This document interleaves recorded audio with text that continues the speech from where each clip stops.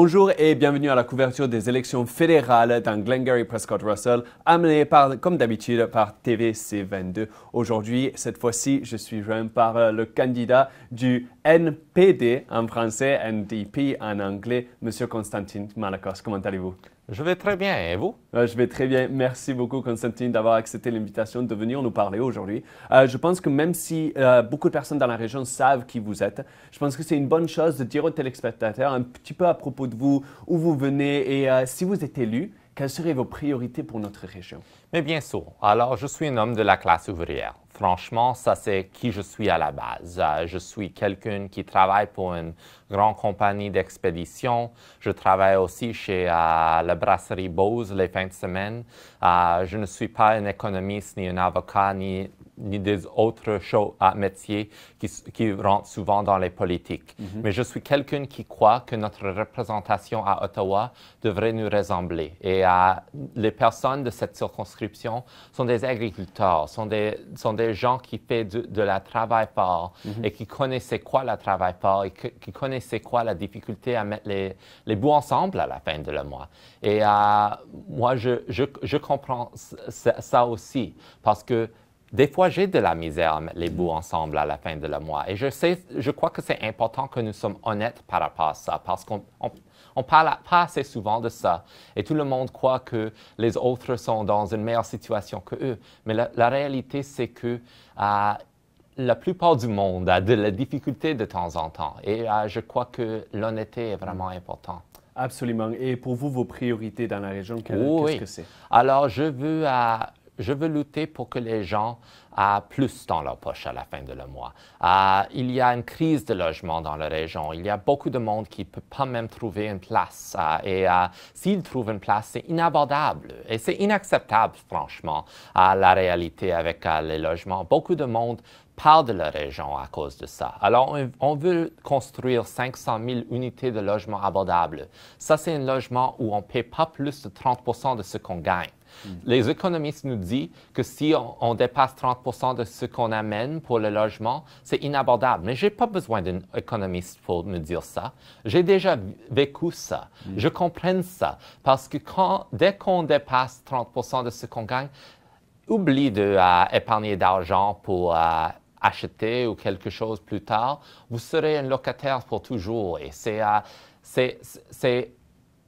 quelque chose qui doit changer. Alors, on a besoin de plus de logements abordables dans la région. Il faut les construire.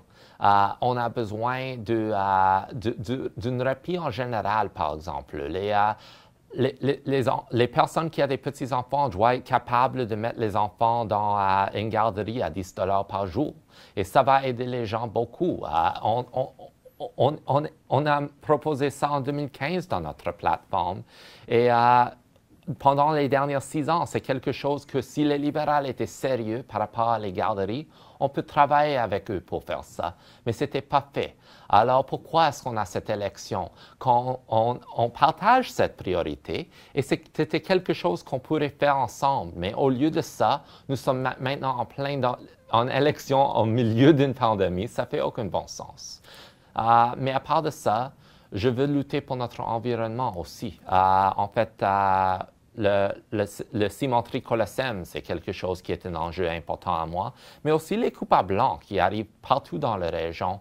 Et on a des choses, on voit souvent des projets qui ne sont pas bons pour l'environnement, qui procèdent dans la région. C'est souvent au niveau municipal, mais en même temps, on trouve que souvent cette région devient la place où on met les choses que les villes ne veulent pas. Soit quand il a rempli le bog d'Alfred, quand il a mis le dump à Russell, les coupes à blanc partout, la cimenterie à l'Orignal, on trouve qu'ils mettent les projets qu'ils ne veulent pas dans les villes, ici dans la région. Et on a besoin d'un gouvernement qui va soutenir les municipalités à lutter contre ça, la province à lutter contre ça. On doit être un partenaire avec les municipalités et la province pour l'environnement de notre région.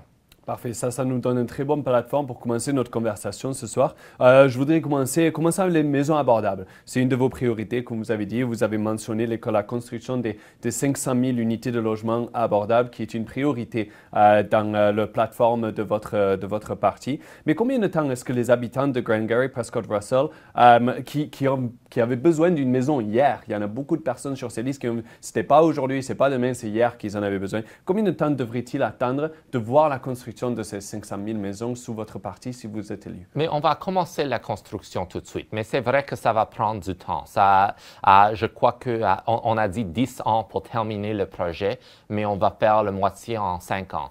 Ça, c'est quand même un long temps d'attendre pour une place. Mais en attendant, on peut faire des subventions de loyer pour au moins essayer d'aider les gens avec leurs besoins en court terme.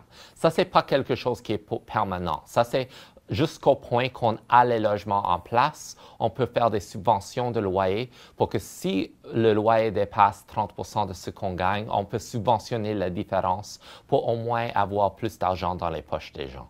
Absolument. En restant sur le sujet d'abordable, vous avez parlé aussi de la garderie Child, qui est une très grande thématique de cette élection.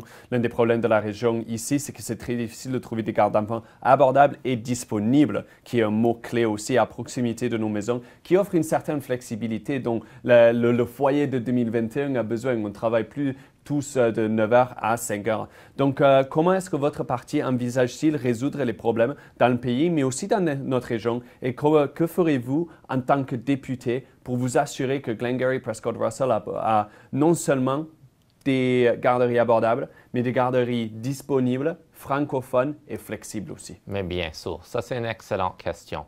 Et il faut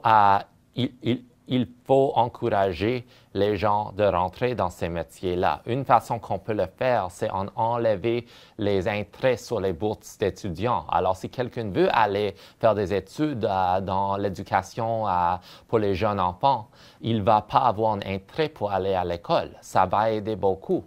Mais aussi, on doit encourager les gens d'être capables d'aller à l'école. Alors, en fait, Léa Gazan a proposé un projet de loi pour créer une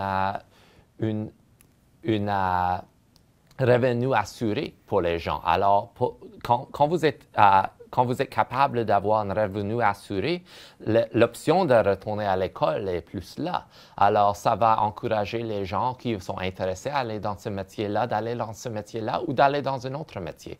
Mais il faut quand même encourager les gens d'aller dans ce métier-là. Une chose qu'on veut faire, c'est attirer plus. Il y a beaucoup d'immigrants qui viennent dans le pays. On doit encourager les immigrants francophones de venir à la région et avoir les postes qui sont disponibles, qui encouragent le bilinguisme, la francophonie, va aider avec ça aussi. Je crois que c'est un excellent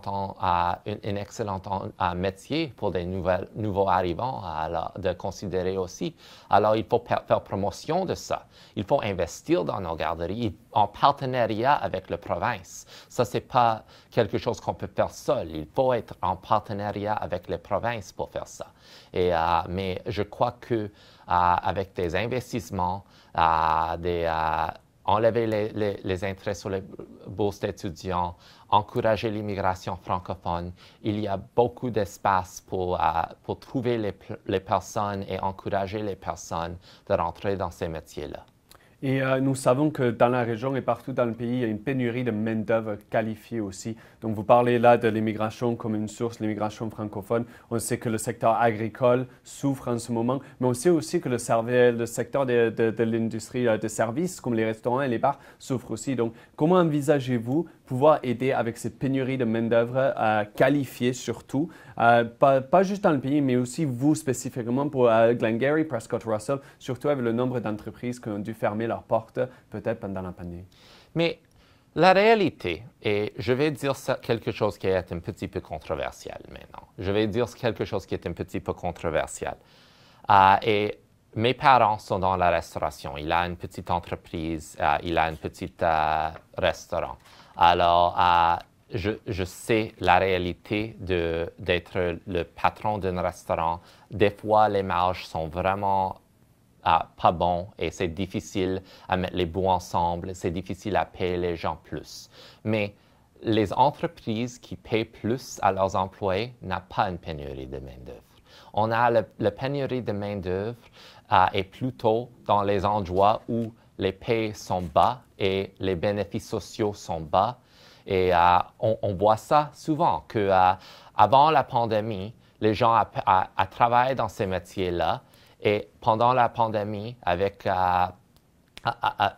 le 2000 $ qu'il a reçu de le PCU, qu'il a réalisé qu'il était mieux d'être sur le PCU que de travailler dans ces métiers-là. Et beaucoup de gens disent « Oh, le fait qu'ils ne veulent pas retourner au travail, c'est sur eux. » Mais la réalité, c'est qu'il faut que les postes attirent les gens avec des bons paies, des bons bénéfices sociaux.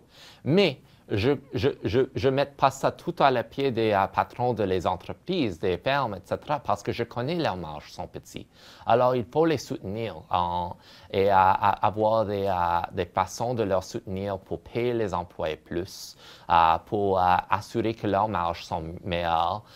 Si on soutient nos entreprises pour qu'ils soient capables d'offrir plus à les employés, ça va beaucoup aider avec la pénurie de main-d'œuvre. Oui, veut attirer des immigrants aussi.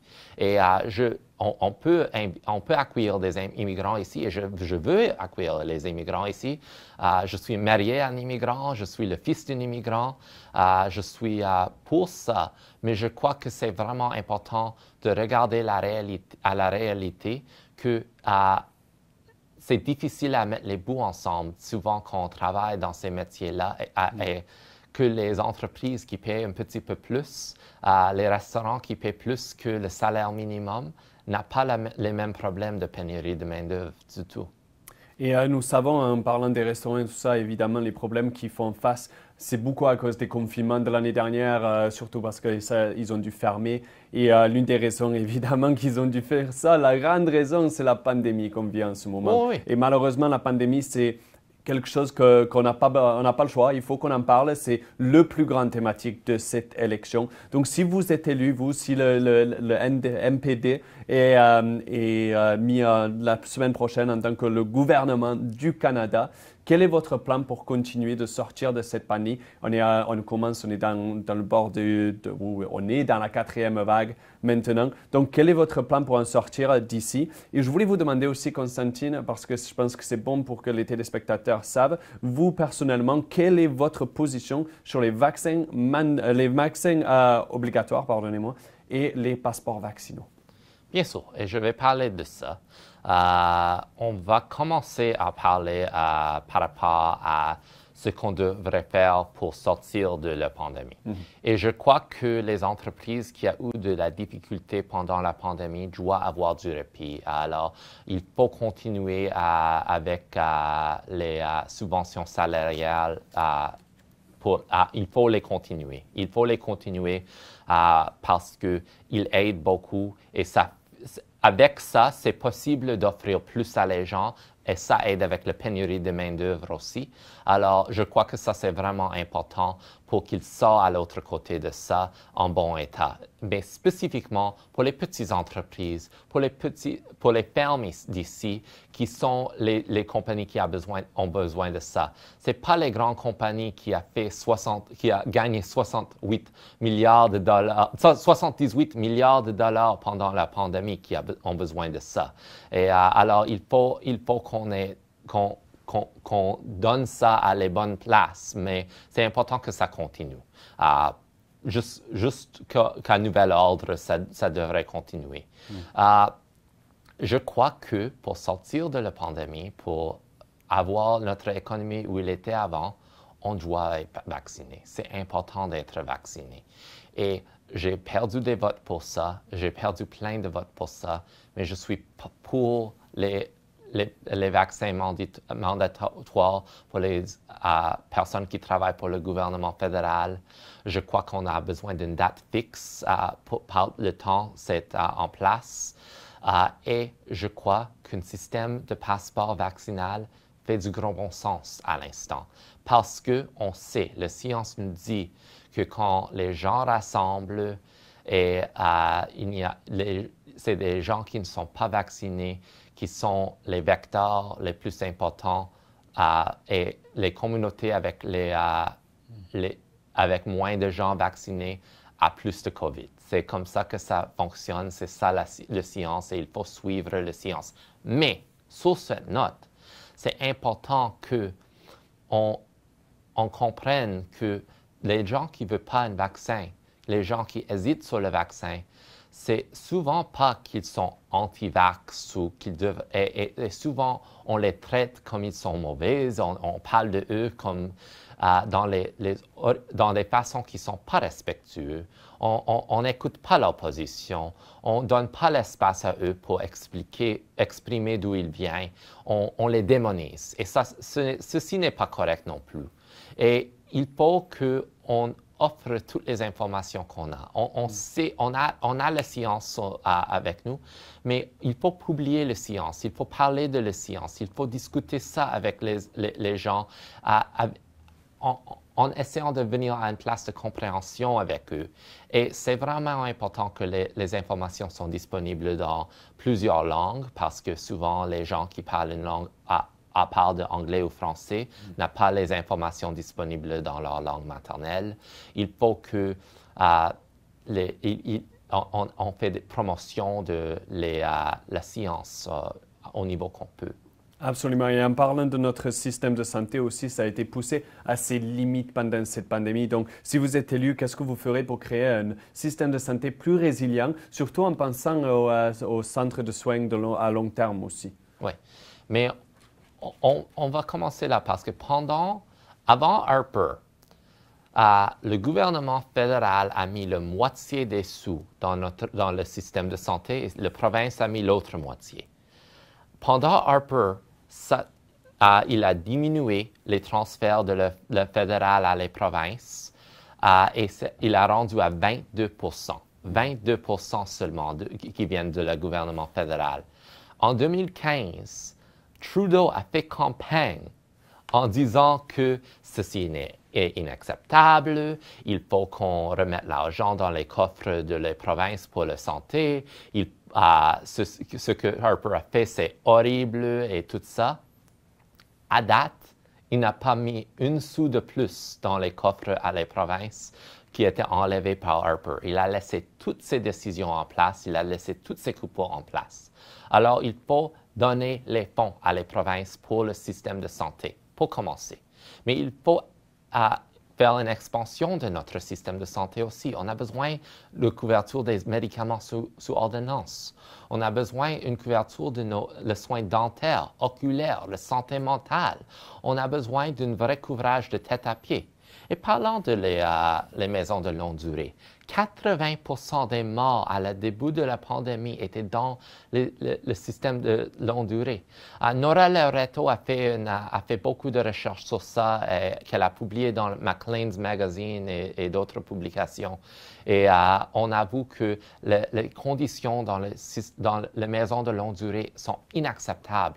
Mais même en 2009, j'ai parlé avec des personnes qui travaillent à la Maxwell Manor et plusieurs autres endroits dans la région, qui m'a dit qu'il a comme 4 minutes pour changer un aîné, qu'il n'a aucune ressource pour donner un service comme il faut. Et ça, c'est parce que Revera et Chartwell et toutes les autres compagnies comme ça existent pour faire du profit pour les shareholders à Bay Street à Toronto. Il existe pour ça. Les maisons de longue durée sont des entreprises privées qui existent pour faire d'argent pour les investisseurs. Ça fait aucun bon sens. Ça, c'est le soin de nos aînés. Ça, c'est le soin de les gens auxquels on doit le plus. Ça, c'est les gens... En fait, ce n'est pas juste les aînés, c'est les gens dans la communauté handicapée aussi. Souvent, quand on parle des maisons de longue durée, on parle juste des aînés, mais beaucoup de monde dans la communauté handicapée sont dans les maisons de longue durée aussi. Et ils ont besoin d'un service comme il faut, ils ont besoin des ressources comme il faut pour donner le service à eux. Et il ne peut pas le faire s'il n'a pas les ressources. Et il n'a pas les ressources parce que c'est pour le profit. Il va couper les expenditures n'importe où pour faire plus d'argent pour les gens à Bay Street. C'est inacceptable. Notre système de santé ne devrait pas de soins de longue durée ne devrait pas être un système pour profit du tout, du tout, du tout. Et c'est ça. Ouais, Constantin, désolé, on perd le temps vraiment rapidement. Donc, ce que je veux vous demander à la fin de celui-là, et s'il vous plaît, allez écouter la version anglaise aussi parce qu'il y aura d'autres questions dessus. Mais la grande question qu'il y a toujours avec le NPD, c'est le classique point rouge, disons, à côté du nom de votre parti. Comment est-ce que vous allez payer pour tout ça? Parce que c'est des belles idées, il y a vraiment des belles idées sociales là-dedans. Mais comment allons payer? On est dans une dette énorme en ce moment et on devrait penser à la relance économique pour sortir du dette. Pas penser à dépenser plus d'argent, non? Mais franchement, on pose jamais cette question quand on demande où on va trouver l'argent pour couper les taxes sur les plus riches parmi nous. On coupe les taxes sur eux sans penser de les dépenses. Quand on donne l'argent à les grandes entreprises, on a donné l'argent à Loblaws pour des nouveaux frigidaires, on n'a pas dit d'où vient cet argent-là. La réalité, c'est que l'argent est là, c'est juste que nos priorités sont dans les mauvais endroits. Il faut changer nos priorités. Alors oui, on va mettre un impôt de 1% sur la richesse au-dessous de 10 millions de dollars. Ça va payer nos dépenses. On a donné notre plateforme à l'agence de budget parlementaire. Il a vérifié nos chiffres, il a dit que c'est sûr, que ça va fonctionner, on va trouver les revenus en taxer les plus riches parmi nous. Je sais que ce n'est peut-être pas une question, mais j'ai fait une promesse à quelqu'un hier, que la prochaine fois que je fais un entretien, je vais mentionner ça. Mais depuis le début de cette élection, j'ai essayé de parler avec les gens dans la communauté autochtone au niveau que je peux, parce que je veux vraiment connecter avec la communauté autochtone, Métis et Inuk dans Glengarry Prescott Russell, parce que je sais qu'il y a des gens ici. J'ai parlé à plusieurs particuliers. Il n'y a aucune organisation autochtone dans la région. S'il y a quelqu'un qui est prêt à parler à moi, je veux m'assurer que les intérêts de la communauté autochtone sont quelque chose qui sont au front de ma tête. Alors, je veux parler avec vous. Si vous avez 5 minutes de parler avec moi, c'est un choix 446-0272.